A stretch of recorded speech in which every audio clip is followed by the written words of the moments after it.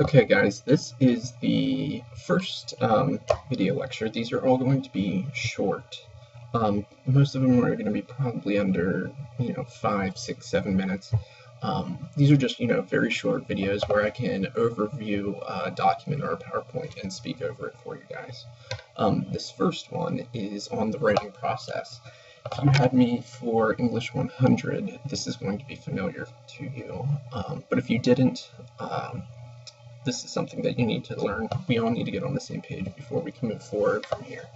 So the writing process is exactly what it sounds like. It's the phases or the steps that all writers go through, all student writers go through. And you should become familiar with this because the goal is to have you develop routine behaviors when you're writing. When you develop a writing routine, your actual sessions of writing are usually more effective. So if you develop a similar process, and the same thing's going to be true for the creative process, that video lecture that you're going to watch very soon, later this week. When you figure out what routine works best for you, it helps you to become a more efficient writer. So,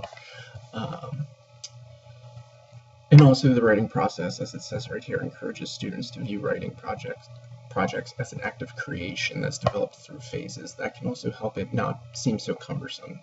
If you look at it in these smaller phases, it's easier psychologically for us to complete laborious tasks when we break them down into smaller chunks. So the stages of the writing process are pre-writing, drafting, revision, conceptual revision, editing and proofreading, and then publishing or presenting. Pre-writing. This is all of the strategies and methods that you or student writers in general use to prepare themselves for actually composing their piece of writing. And this is everything from brainstorming lists to free writing, which you should have just done, free writing to music. This is a great way to kind of get the creative juices flowing. It psychologically primes you into being prepared to take your thoughts and put them into words. So free writing is an excellent activity. Looking at photographs, brainstorming, outlinings are incredibly effective tools. They don't have to be detailed, but I strongly encourage you to outline. When you outline, it helps you inherently build the structure of a piece of writing and helps you figure out exactly what you are trying to say and when you need to say it. So these could be as simple as, I need to develop this character and then go through this plot point and then use this image and then build in this metaphor and then develop this character. It just kind of charts out the journey to your destination. Also, after this, you are going to review pre-writing and invention strategies from Purdue OWL.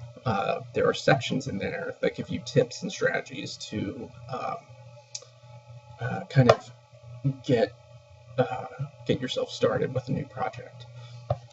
Also, in a little while, you're going to read a passage by Tim Tomlinson about getting started. That also is going to cover a lot of this material as well.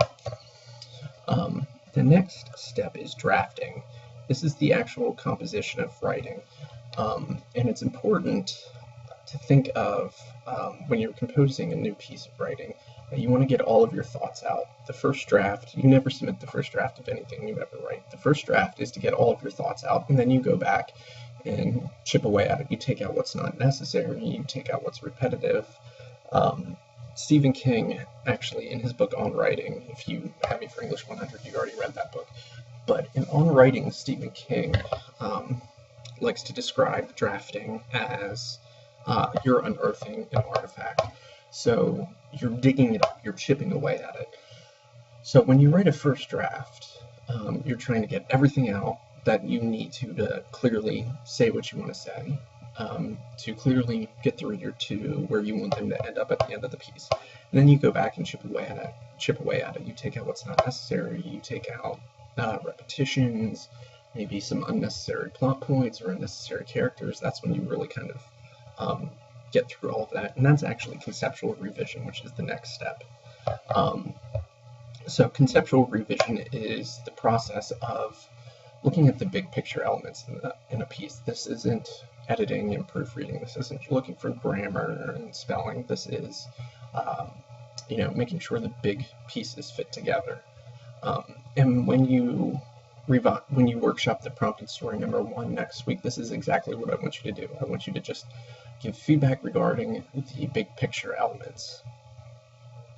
So this is, looking at the content, the themes, character development, those larger building blocks.